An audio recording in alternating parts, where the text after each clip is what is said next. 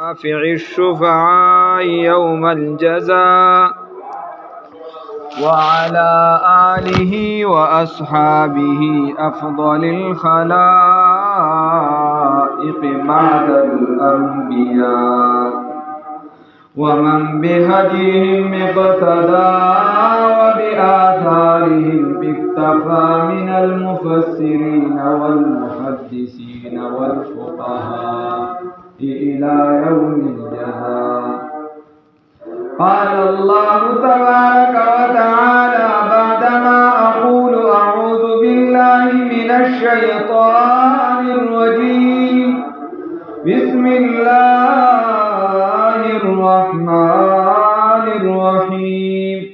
قل هذه سبيلي أدعو إلى الله على بصيرة أنا ومن اتبعني وسبحان الله وما أنا من المشركين. صدقت يا رب العالمين. या इलाही तू हमें आमिली कुरान कर दे, या इलाही तू हमें आमिली कुरान कर दे, फिर नए सिरे से मुसलमान को मुसलमान कर दे। वो पैगंबर जिसे सरताज रसूल कहते हैं उनकी उम्मत को जरा ताबे कुरान कर दे। إن الله وملائكته يصلون على النبي يا أيها الذين آمنوا صلوا عليه وسلموا تسليما.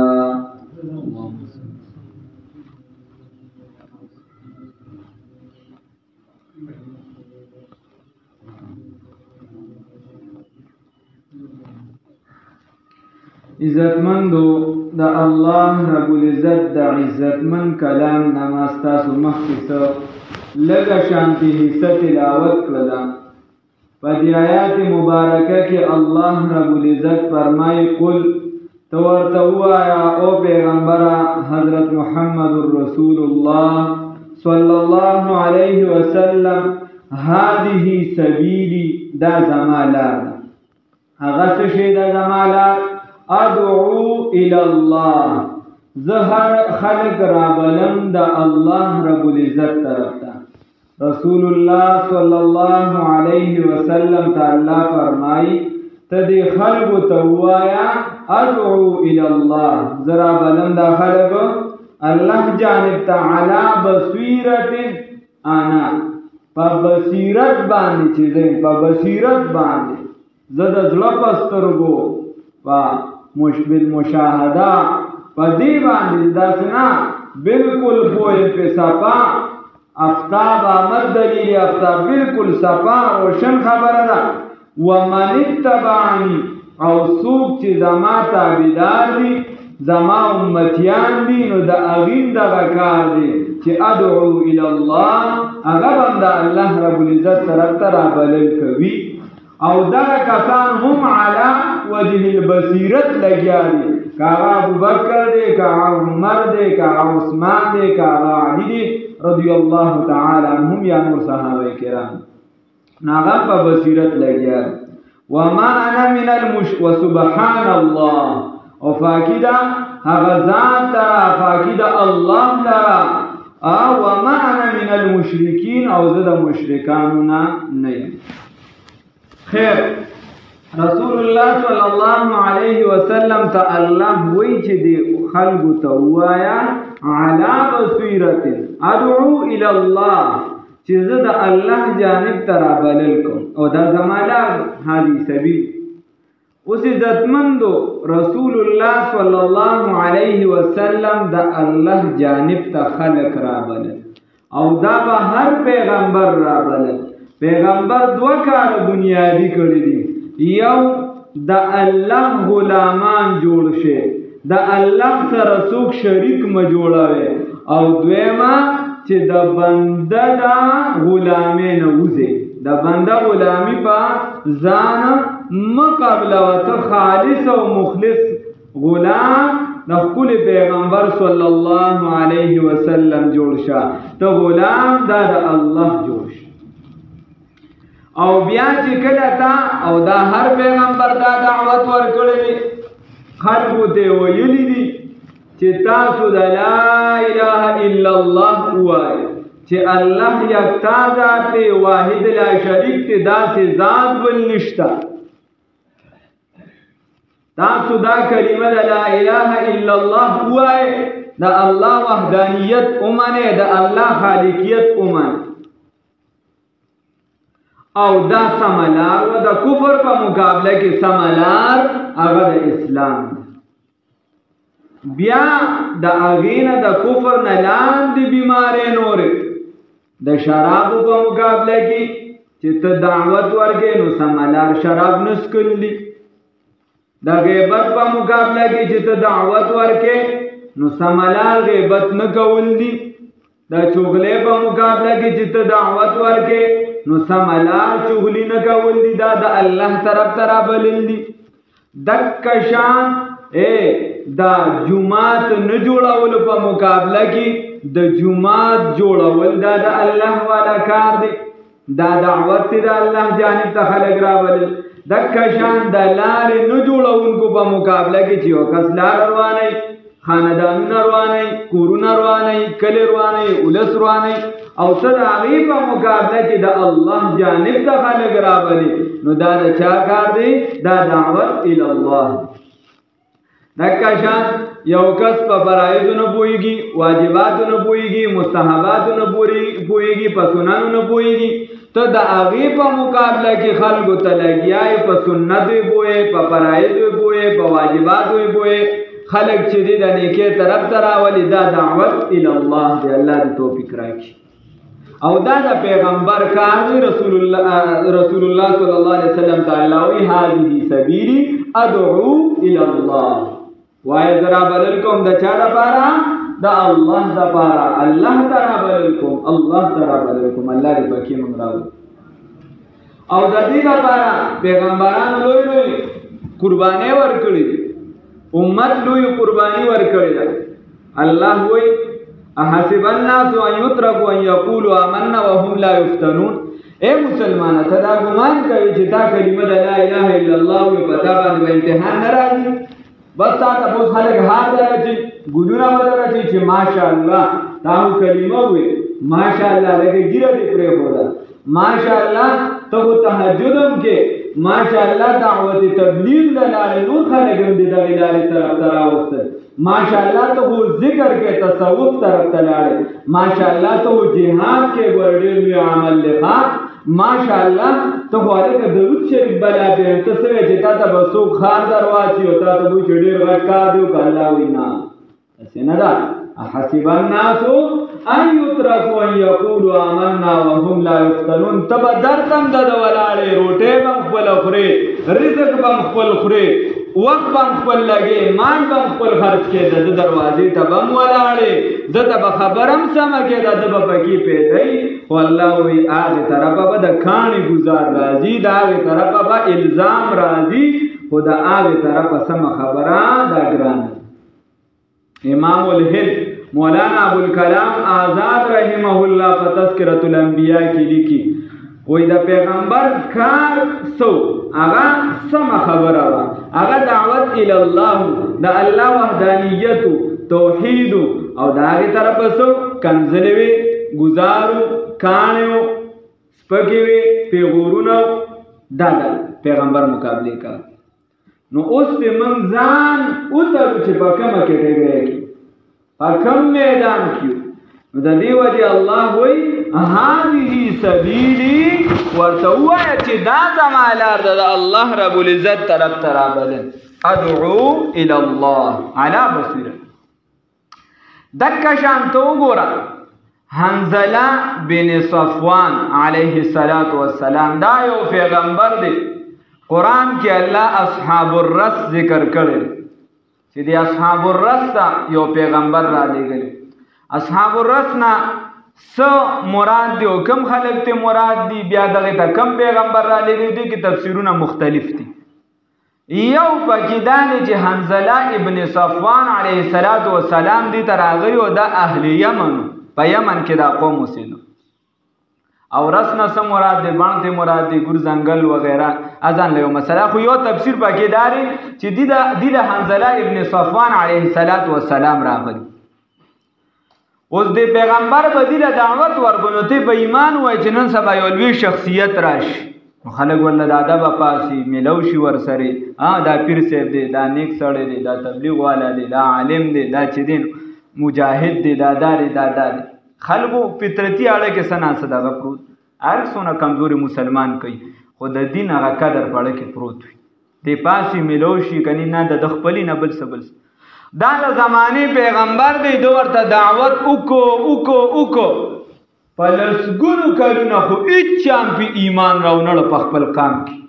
اچام په حالان کې د پیغمبر دا تاریخ دی چې پیغمبر کله په قوم کې دعوت لودريږي نو هغه د داسې دعوت نه ورکړي هغه ته وایي زما مخ کې ژوندۍ باندې تاسو گواهی چې په مخ کې ژوندۍ کې مې دروغ نشته چغلي نشته دا بل حق وا نشته بل څه نشته دا عالم چې ودريږي نو خپل ژوندۍ به تور سند نشي پیش کوي ځکه د عالم او د پیغمبر ترمنځ د ځمکې اسمان فرق دی د عالم به ته خبرې ته ګوري چې دا د قرآن او د حدیث مطابق دا او کنه ده بس د عالم دپاره دا ضروري ده خو پیغمبر هغه به خپله زندګي به تور سند پیش کوله نو حنظله ابن صفوان علیه السلام ورته تبلیغ وکړو بلاوه هغه ایمان راونړ حتی چې صرف یو حبشي هغه هم دغلته غلام هغه ایمان راوړ هغه پټ ایمان او هغه هم پټ راوړ پټ ایمان راوړ د خلکو خپلو کې مشوره وکړله ویاره د سړي نه خو موږ تنګ یو غم خادي نه ګوري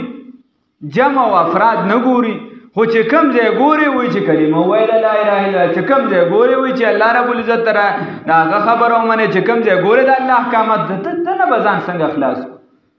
نو دوی خپلو کې صلاح وکړه چې هلکه زمونږ د دې علاقې نه بهر پلانکي ځای کې اجور کوی نه دی هغې ته یې ورچو خپل پیغمبر هغه ته مشوره وکړه بیا تبلیغ والا خو ناست هم دی دا به تورې دغه وي تبلیغ والا ملګري چېرته تللي نو او هر کار په مشوره وي وشاورهم فی الامر قرآن هم دا وایي چې تاسو مشوره کوئ دې کې خیر وي ستا کور خلک د کور والا نه قرآن د کور والا سره مشوره کوي زمونږ یو استاد وایي زه چې کور ته څه راوړم نو د کور والا نه تپوس وکړم خلک وایي چې دا وی خلکو کې دا وی زه دا کور والا دا سودا راوړم که بل چا لی راوړم چې هغې نه خوري یو څیز یې نه خوښ نو چا لی راوړم نو خیر د هغې چېرته تللي نو هر کار په مشوره یې نو هغه مخکې به مرکز والا ورپسې ډېرې تپوس کو بیا به په شرایطو هم ډېر پوره کار کوي نو چېرته ورپسې مرکز والا ورغلي د هغې د ظالم زامن و امیر صاحب ښه والي خپل نو چې وي امیر صاحب هم څه کار وي امیر صاحب ګوټ کې بستر هم پې اچولی یا لکه امیر صاحب هم والی دی امیر صاحب داسې فرمایي وړلی وی په مشوره هم والی دی جي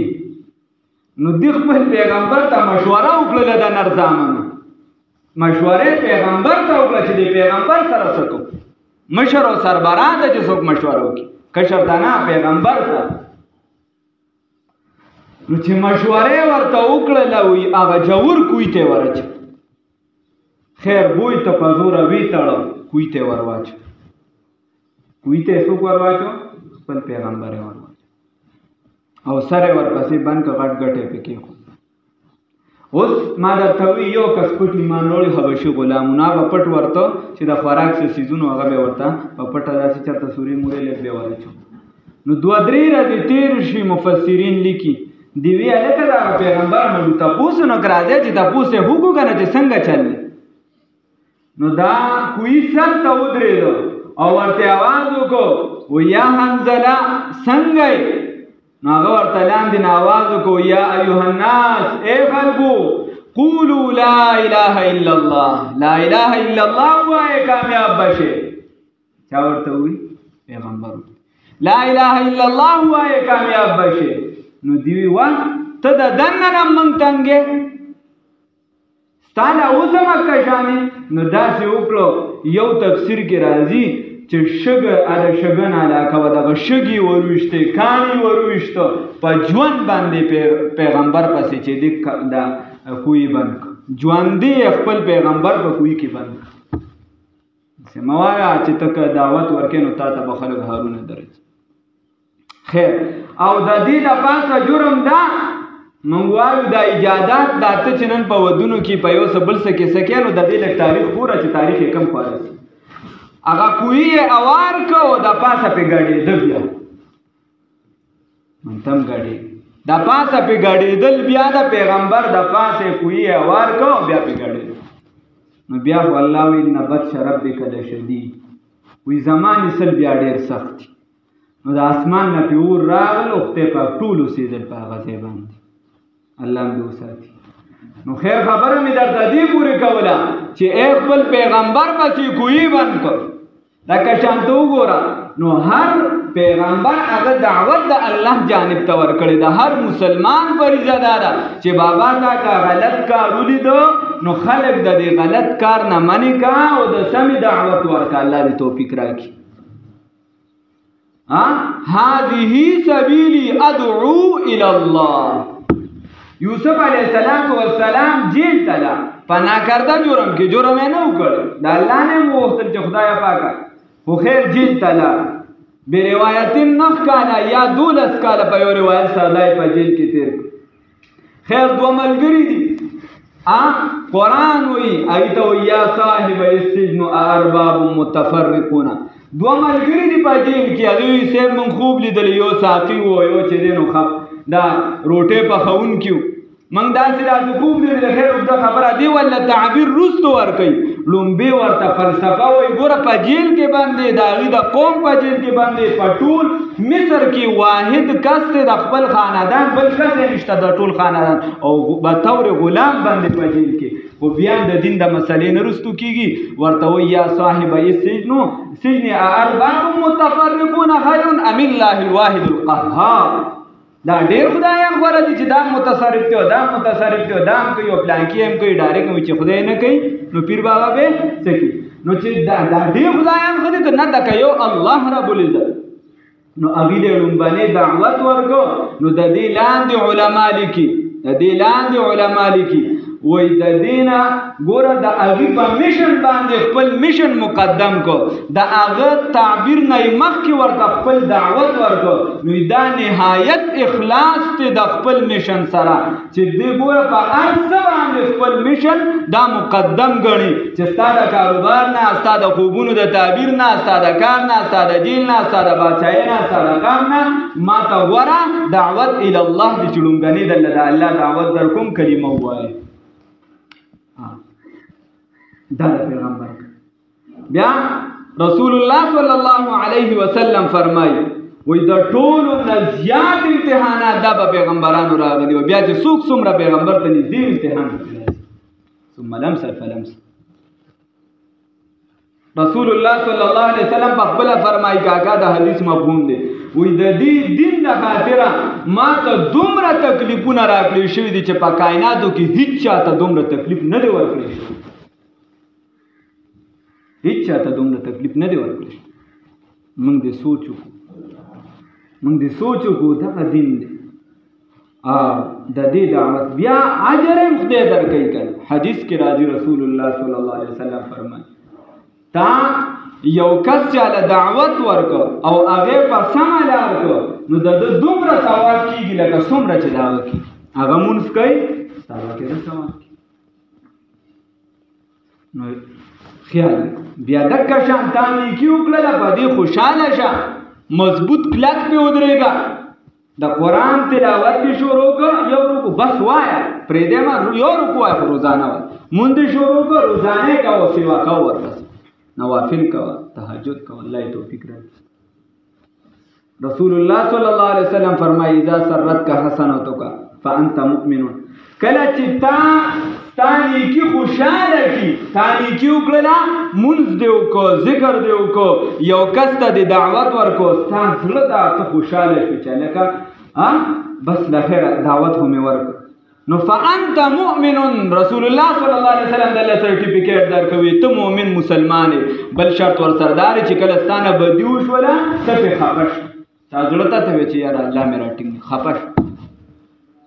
نو نچوړ د خبرې دا دی چې الله رب العزت فرمایي قلت ورتوا اے پیغمبر صلی الله علیه وسلم هذه سبیلی دا زمالار دا ادعو الى الله زه چا طرف ته رابلل کوم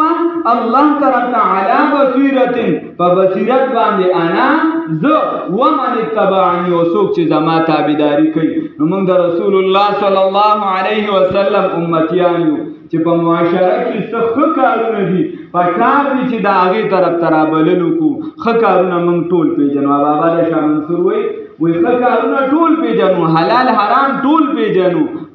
مردار او سمه ټول پېژنو خو بیا دا خبره ده چې سړی پردي ګني ته ایمان نشي ټینګولی پېژنو یې خو پېژنو که سود پېژنو حرام پېژنو مرداره پېژنو بیا دا خبره چې موږ یې کوو نو بس تا چاله وی چې مونځ وکړه یو بله اخیره مسله درته کوم د خلکو غټه مسله ده یو غټه مسله ده مثال په طور د تبلیغ کې لاړم لږ وخت پس به تبلیغ پرېږدم ولې پرېږدم مړه اوس په چا کار نه کوي ما یې علم وکړه لږ وخت پس به بس نن سبا داسې ګوره په معاشره کې غالي داسې وا هلکه تا خو علم کړ د خلکو نه مړه بس څوک عمل نه کوي دا چې وایي چې څوک عمل نه کوي د خپل عمل نه هلکه حافظ به لږ وخت پس به قرآن پرېږدو تا دا ولې نو بس مړه کالج او یونیورسټي نو وایه که نه غرض یو سپاره تلاوت کو بس صحیح ده تا ته پوه خیال نه ولې نو دا قرآن تا د خلکو له ویلو ګیره هلک وایي ګیره چې ولې دې ووایه بس مړه خلکو ورته بد خلکو دې ورته بد الله رضا نه پرېږدو که خلکو له دې پرېږدو بیا خلک دې د خیر هفتې لري چې له خیره سیکل دې وجانګو ګاډې دې وجانګو چې سیکل دې څنګه وجانګو که نه وا داسې ورته تلا شیخي ولا نه بیا نو ولې بریکر به ګیره کړي خو دغه غلطي نو موږ اسلام ټارګېټ کوو خو هغه خو ته خو د الله رضا نه لګیا ته څوک یې ټارګېټ کوي که نه ټارګېټ کوي ستا دې ترڅ نو یو بنیادي مسله دا زده کړي هغه دا ده رسول الله صلی الله علیه وسلم ابو جهل له دعوت ورکړو عتبه له ورکړو شیبه له ورکړو ټول ورکړو کافرانو ای منلې نه دې منلې رسول الله صلی الله علیه وسلم کامیاب دي که نه دي د ټول دنیا کامیاب انسانان راوړل د رسول الله صلی الله علیه وسلم درجه ته نه رسي دا ما چې تاسو حنظله ابن صفوان علیه السلام یاد کړ صرف یو امتی دی یو کس په ایمان راوړی رسول الله صلی الله علیه وسلم فرمایي چې د قیامت په ورځ باندې پیغمبرانو سره یو امتی راشي چا سره به دوه راشي چا سره به ډېر وي چا سره به جماعت وي نو ولې دا پیغمبر ناکامه دی پیغمبر ناکامه نه دی پیغمبر دعوت چلولی دی اخوا د هغه کار دې څوک یې مني او که نه زوج ته به خلکو له دعوت ورکو چې کوم د نیکۍ کار دی به ته مانځه له را روانې یو کس ته راځه مونځ وکړه هغه وکړه ستا پکې ثواب دی ویې نه که ستا د وینا د دعوت بیا هم ثواب وشي ته خلکو ته وایې به دا پلانکې د دین شعبه ده دعوت تبلیغ دی راځه ما سره چې روزه ولګوه چیله ولګوه کال ولګوه دا ولګوه هغه ولګوه صحیح ده ویې نه لګوه ستا ثواب شي مالکه ته د پلار بې احترامي کې د پلار خیال سره هغه وکړه ٹھیک وینا کو ستا خپل کار شي هلکه ته په بچو کې دا چل کې د بچو شفقت معامله کوه کور کې جنګ جګړه مه کوه هغه طبیعت سم کو او که نه هم په هغه فرعوني طبیعت والا دی د هغه کار دی ستا کار ته کامیاب شي په دعوت کې الله دې توفیق راکړي نو موږ په دې باندې مکلف یو چې موږ به خلکو له دعوت ورکو الله دې راله توفیق راکړي هر کار چې د مانځله راځي بس خلکو ته په لاره ووایي بس تکه شان بل د نیکۍ کار بل بل بل بل نو تا د رسول الله صلی الله علیه وسلم تابعداري وکړه په دې نه چې هغه راغی او کړه دا د خدای کار دی دا ستا کار دی نتیجه ته په خپل سرمانه دعوت ستا کار دی او نتیجه د چا کار دی دا د الله کار دی نتیجې په خپل سرونو مال او د هغې دپاره لوی قدم به دی چې د هر کور سربره هر مشر هغه لومبني خپله په دې لار باندې قدم واخلي خپله چې د مانځله راځي نو په اسانۍ بل به هم راولي خپله چې د نیکۍ کار کوي بیا په اسانۍ بل به هم کوي الله دې راله توفیق راکړي بنیادي خبره ده الله وایي چې ورته ووایه چې دا زما لار دا د رسول الله صلی الله علیه وسلم لار ده د نیکۍ طرف ته رابلل د سمې طرف ته رابلل د بدو نه منع کول او چې موږ په دې باندې لړ شو رسول الله صلی الله علیه وسلم ومن اتبعني څوک چې زما تابعداري کوي الحمدلله کمزوري به وي خو د رسول الله صلی الله علیه وسلم امتیان په دې فخر کوو الحمدلله نو په دغه کې د کار کول دی الله دې توفیق راکړي خدای تعالی الله به دې هم خیر نصیب کړي الله مالک